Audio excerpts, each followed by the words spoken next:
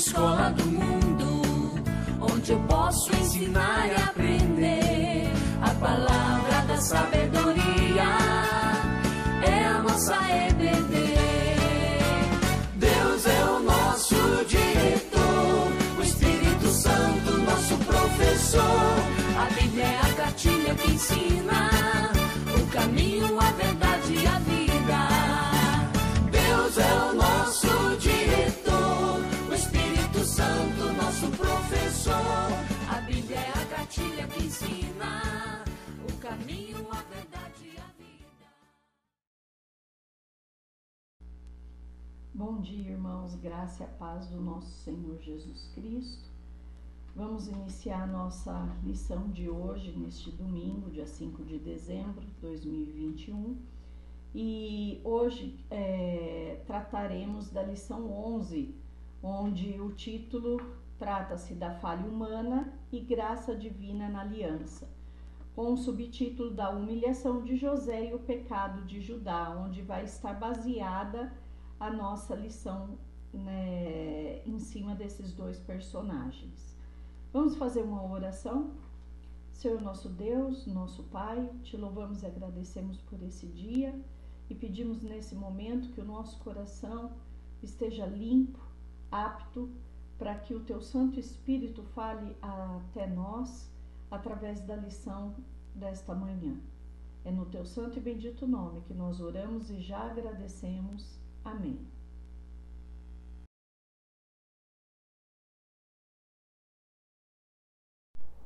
Como base bíblica, nós temos o livro de Gênesis, do capítulo 37, versículo 1, até o capítulo 40, parando no versículo 23.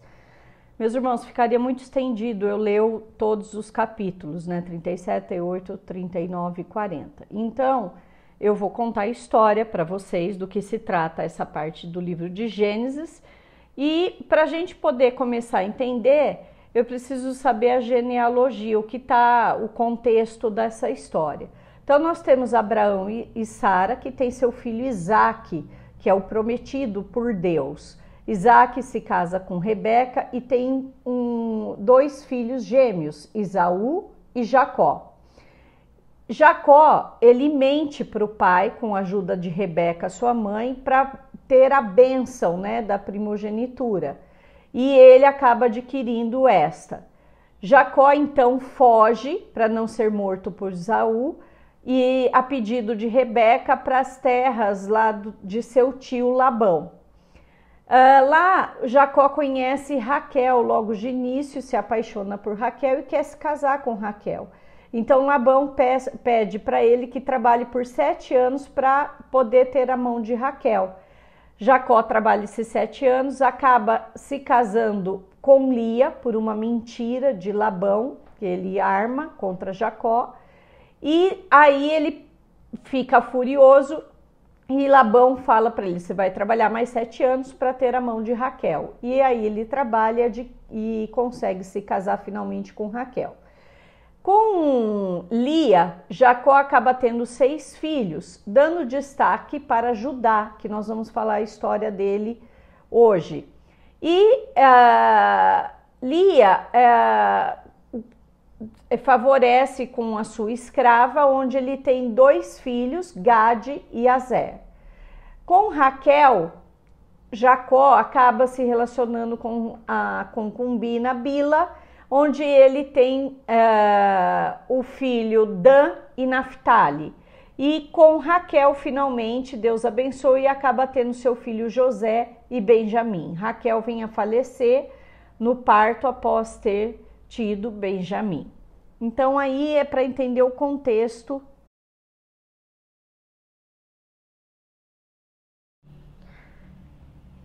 Bom, então esses 12 filhos que Jacó acaba tendo são as 12 tribos de Israel. Quando Josué entra na terra de Canaã e eles fazem a divisão, os descendentes de Judá, Simeão, Ruben, Gade, Manassés, Benjamim, Efraim, Dan, Naftali, Aser, etc., vão dividir as terras entre essas gerações, cada um de acordo com a sua tribo, referente às 12 tribos de Israel. Os únicos que não ficam com terra são da tribo de Levi, porque eles passam a ser sacerdotes e eles não têm o poder sobre a terra.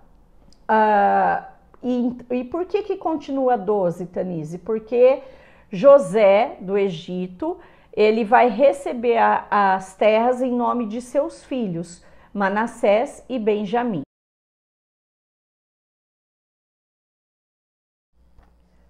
Então, quando Jacó estava habitando em Canaã, em Gênesis 37, acontece um fato marcante em sua família. José, o seu filho preferido, é alvo do descontentamento dos seus irmãos. Então, esse favoritismo do pai vai promover uma discórdia na família, com mentiras e o desaparecimento de José. O José, ele tem 2 sonhos, onde existe o sol, a lua e as estrelas, e sendo que a lua e as estrelas, que representariam as tribos de Israel, se dobram e se curvam diante desse sol. Depois ele tem um outro sonho, aonde a ceifa se dobra também diante do feixe principal. E ele recebe uma túnica que o pai dele faz especialmente para ele. Tudo essa questão do pai mostrando a sua preferência, né, o favoritismo, e além disso o sonho como se os irmãos fossem se curvar diante dele, tá? E os irmãos criam cada vez mais raiva e ódio diante de José, o seu irmão.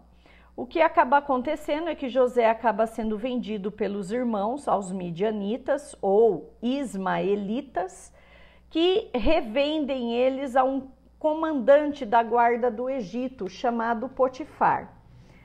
Enquanto isso, Jacó, o seu pai, ou Israel, acaba tendo informação de que seu filho tinha sido morto por um animal selvagem. Então, nós temos aí os ciúmes causado pela preferência do pai e o ódio causado pelos 2 sonhos de José, que o indicavam como um futuro dominador sobre os irmãos. Os irmãos de José, os filhos de Jacó, não suportavam a ideia de que a família seria serva de José, do Egito. E José reinaria sobre eles. Então, essa narrativa no livro de Gênesis mostra que os sonhos se cumpririam no futuro, em Gênesis 42, 43, 44. Mas, no momento, já não tinha aquela paz na família, desde que o pai fizera uma túnica toda requintada para o seu filho. Então, os irmãos vêm com aquele ódio e perguntam: reinarás com efeito sobre nós? E sobre nós dominarás realmente? Em Gênesis 37, 8. E quando os irmãos vêm chegando José, de longe, lá a Dotã, eles conspiram para matar, mas Rúben, o seu irmão, interpõe e convence os irmãos a não praticarem o assassinato. E aí Judá sugere a venda de José, em Gênesis 37, 26. E ele acaba sendo vendido como escravo e eles acabam tendo 2 benefícios: o lucro na venda do irmão e a solução na mente deles desse problema. Os irmãos mentem, né, para ocultar a venda, avisando Jacó sobre a morte de José. Isso abate muito e não tinha nada como consolar José. Então, assim como Jacó um dia mentiu para o seu pai vestindo pele de cabrito para ser reconhecido como Esaú, em Gênesis 27, a história se repete agora dos filhos em relação ao pai, ao próprio Jacó, né? Enganando com o sangue de um animal sobre a túnica de José, dizendo que ele havia sido morto por um animal selvagem, né? E esses irmãos ficam calados e nunca contam a real história para o pai.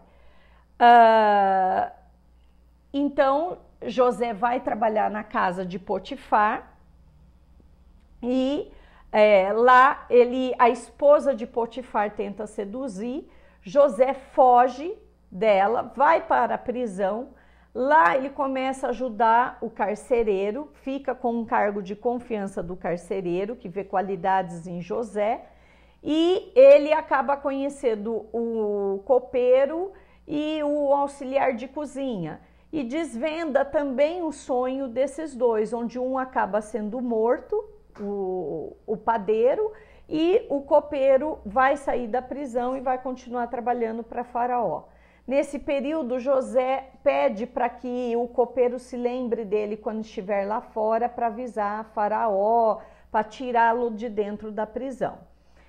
Lógico que o copeiro acaba se esquecendo de José, e aí passam-se alguns anos e o Faraó acaba tendo um sonho de onde surgem vacas magras de dentro do rio do Egito, e essas vacas acabam engolindo as vacas gordas que estão no pasto comendo.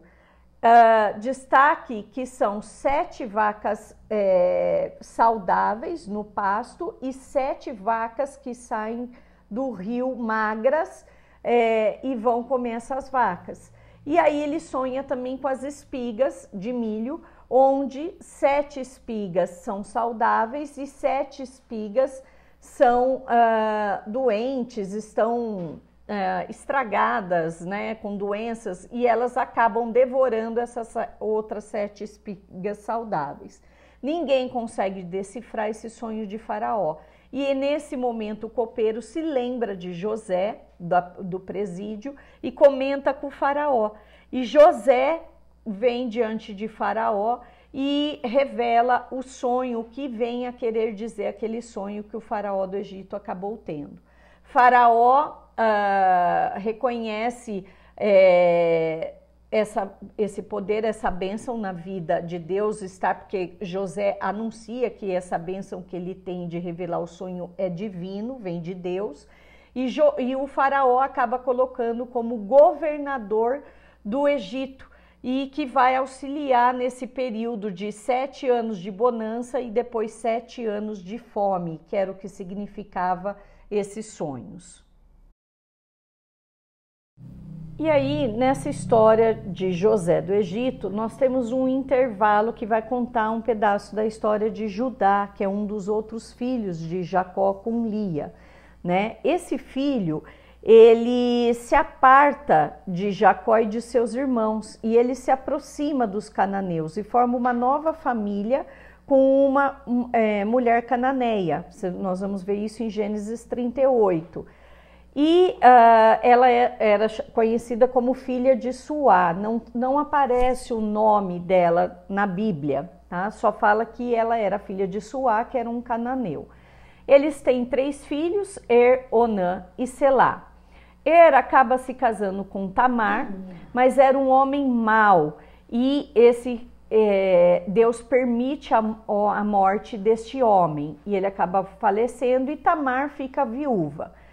Pela cultura do povo daquela época, o próximo filho deveria tomar por esposa a esposa de ele e ter filhos com ela, já que Tamar não tinha tido filhos com ele, não chegou a dar tempo de ter filhos com ele. Então, Onã tem que pegar Tamar e ter filhos com ela. Só que Onã não permite Tamar engravidar. E ele também era um homem mau e ele acaba falecendo, né? Morre engasgado. Então, Tamar novamente fica viúva. Judá promete para Tamar que quando Selá, que é o seu filho mais novo, porque ele era muito criança, dar ela por mulher a Selá. Né? Mas Tamar até duvida disso, porque ela fala, eu vou estar velha, não vou poder nem mais ter filhos, né? Mas passa-se o tempo e Judá acaba se esquecendo de Tamar.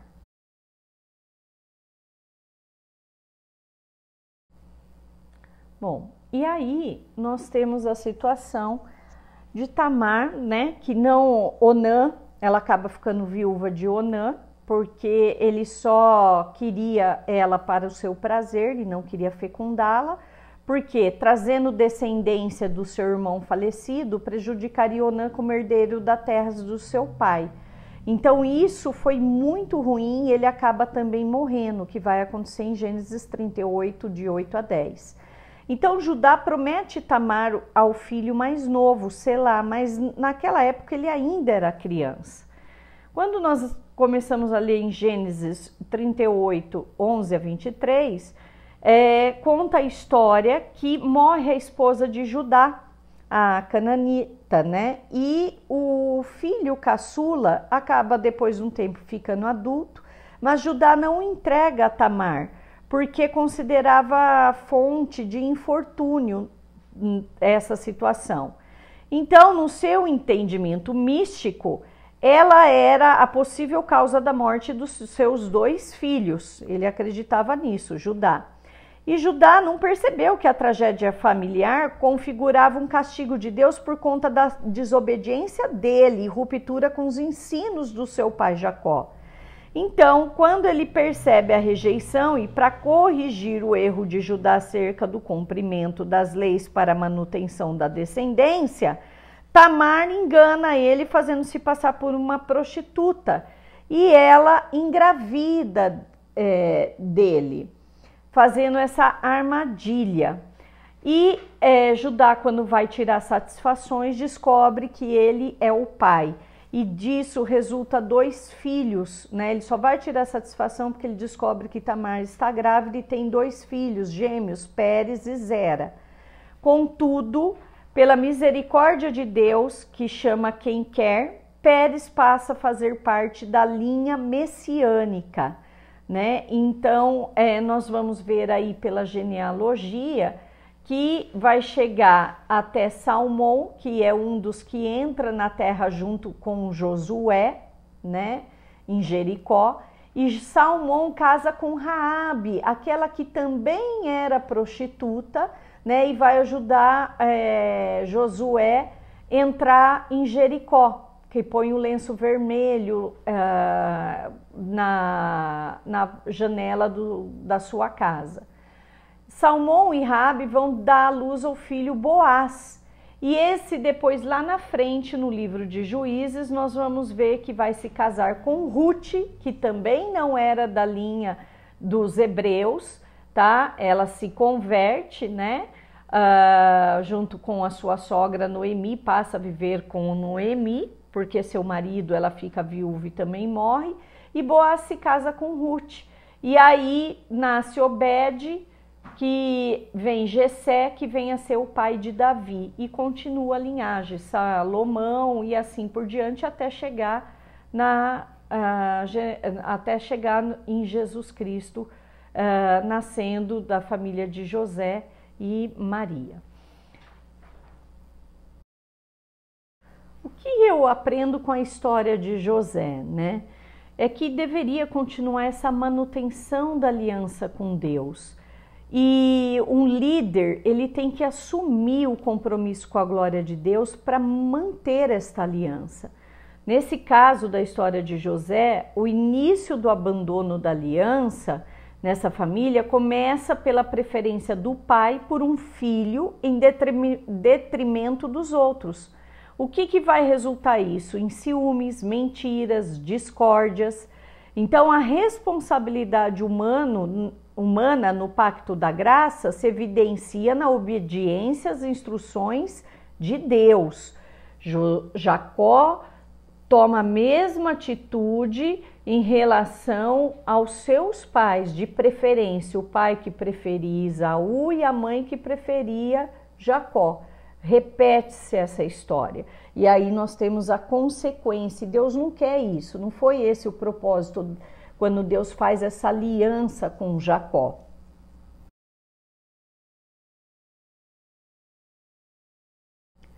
E aí, o que nós aprendemos com a história de Judá?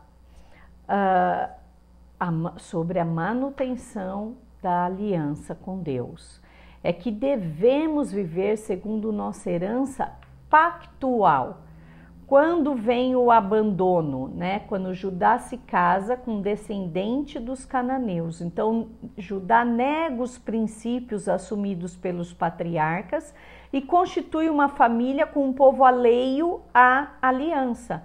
Qual é o resultado disso, das suas más decisões? Um peso moral e o risco da ausência dessa marca distinta de Israel, desse pacto dos patriarcas com Deus, de se relacionar com um povo escolhido por Deus.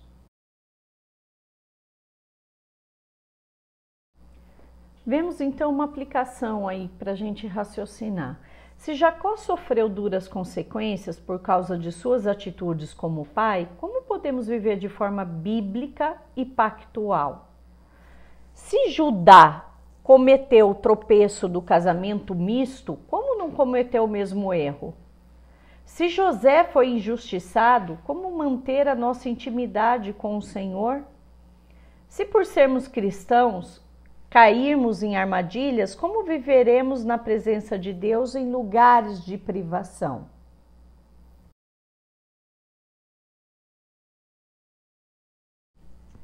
José entendia a fidelidade de Deus para com ele. Quando a gente vê Deus e sua fidelidade, nós vemos que Deus é fiel para com o homem. Ele não muda, ele cumpre aquilo que ele diz ao homem. Agora, o homem não é fiel a Deus, ele é fiel a um Deus que ele coloca em lugar de Deus, na maioria das vezes, tá? Esse Deus pode ser até a ele mesmo, mas não o Deus verdadeiro. E Deus mostra-se presente, né? Por exemplo, na vida de Jacó, através da visão da escada, em Gênesis 28, 10 a 17. Com José, Deus era com José o tempo todo. Quando Potifar compra José para ser seu mordomo, né? Potifar percebe que Deus era com ele, era visível a graça de Deus na vida de José. O carcereiro também percebe que Deus era com José, a tal ponto de lhe confiar todas as coisas, em Gênesis 39, 23. Isso é tão evidenciado que em Lucas, ele menciona em Atos 7, do 9 a 10, que José foi vendido por inveja, mas Deus estava com ele o tempo todo. A presença bondosa de Deus foi experimentada por José.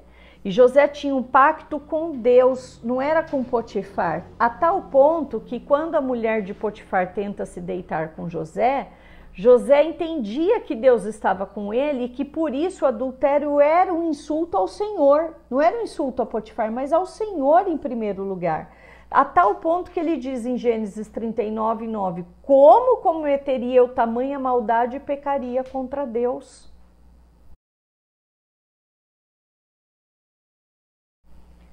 Que aprendemos mais? Que os filhos de Deus devem se preparar para as perseguições, mentiras, artimanhas, para a desmoralização. E Jesus, no Sermão do Monte, ele fala que se sofrêssemos com injúrias, perseguição e mentiras, deveríamos nos regozijar e exultar, porque grande seria o nosso galardão nos céus, em Mateus 5, 11 a 12. Bem-aventurados sois vós quando vos injuriarem e perseguirem e mentindo disserem todo o mal contra vós por minha causa. Exultai e alegrai-vos, porque é grande o vosso galardão aos céus, porque assim perseguiram os profetas que foram antes de vós. Então, se para você sua vida está tudo muito normal, tudo tranquilo, maravilhoso, cuidado. Cuidado porque você pode estar nas mãos de Satanás já. Então, ele não tem preocupação de fazer com que você caia, porque você já está caído.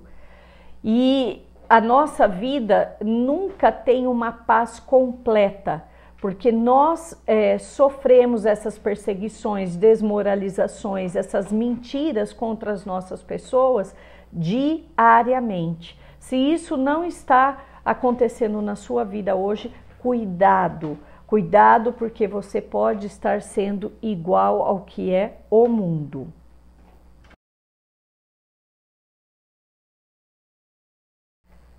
Meus irmãos, José teve 3 grupos de sonho.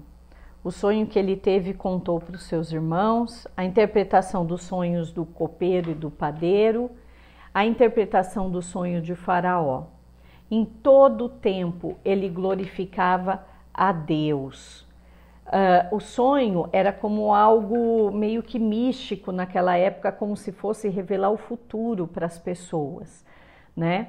Então, em todo o tempo, José do Egito, quando ia interpretar o sonho ou contar o sonho, ele glorificava a Deus, porque a Deus pertence as interpretações. Em Gênesis 48, ele fala isso. A esperança de liberdade para José esbarrou no esquecimento do copeiro-chefe, que não se lembrou de José, em Gênesis 40, 23. Então, o que nós temos como lição em tudo isso? Que José glorificou a Deus, dizendo que a sua interpretação era uma ação divina o tempo todo. Não há uma situação que separe um filho de Deus do cuidado do pai.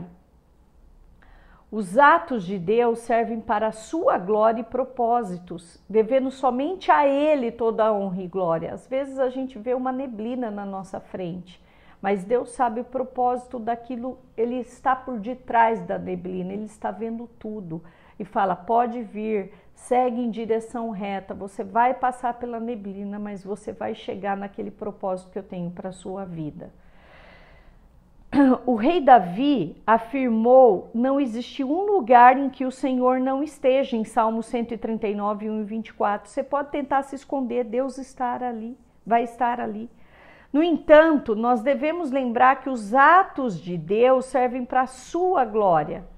Como eu acabei de falar, isso é o propósito.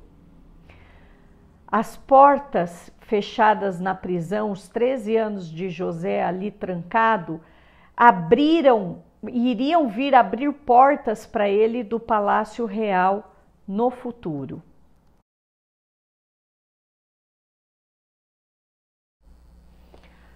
Ao observarmos os fatos envolvendo a família de Jacó, o Israel, nós podemos aprender que o Senhor estabelece planos para nossa descendência, mas isso não exclui a possibilidade de pecados como ciúmes ou desobediência por frouxidão moral.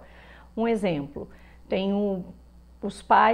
o pai é presbítero da igreja e um dos filhos ou a filhas engravida. O pai ensinou o que era correto. O pai ensinou o que Deus queria para a vida daquele filho. O filho escolheu desobedecer a Deus e ele vai colher a consequência desse seu pecado.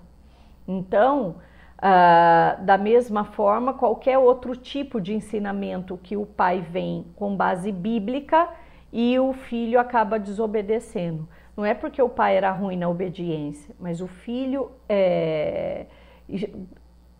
permitiu a brecha, o pecado dentro da sua vida. O Senhor, Ele é justo, puro e santo no seu procedimento. E sob os seus desígnios, a aliança é preservada, tendo a integridade como marca distintiva dos que o temem.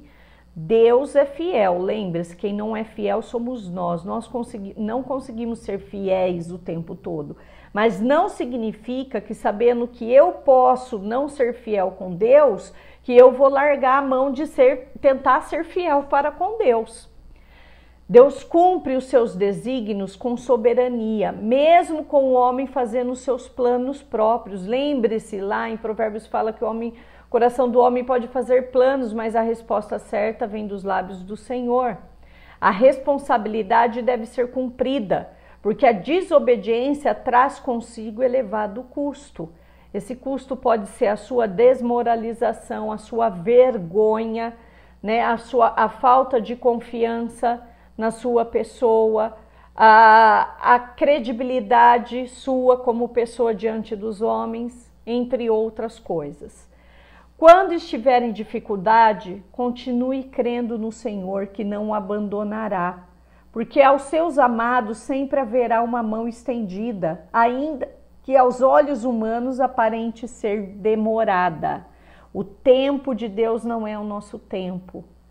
Talvez aquilo não esteja acontecendo para a sua bênção nesse momento, porque Deus já está trabalhando por detrás, no encaminhar dessa bênção vir completa, para você recebê-la completa. Deus tem o propósito, o tempo dele, o que ele quer que você cresça nesse momento do deserto e não está vivendo o palácio. Então, tenha fé, tenha confiança em Deus. Deus abençoa os seus descendentes, daqueles que se entregam a Deus, até 1000 gerações. Mas tenha fidelidade, não deixe de falar da palavra de Deus aos seus filhos, mesmo quando estiver velho e cansado. Não deixe de inculcar na cabeça dos seus filhos, como nós precisamos da palavra de Deus todos os dias da nossa vida, para ficar inculcada, alimentar o nosso coração, para que eu tenha arrependimento e viva uma vida de santificação. Deus vos abençoe.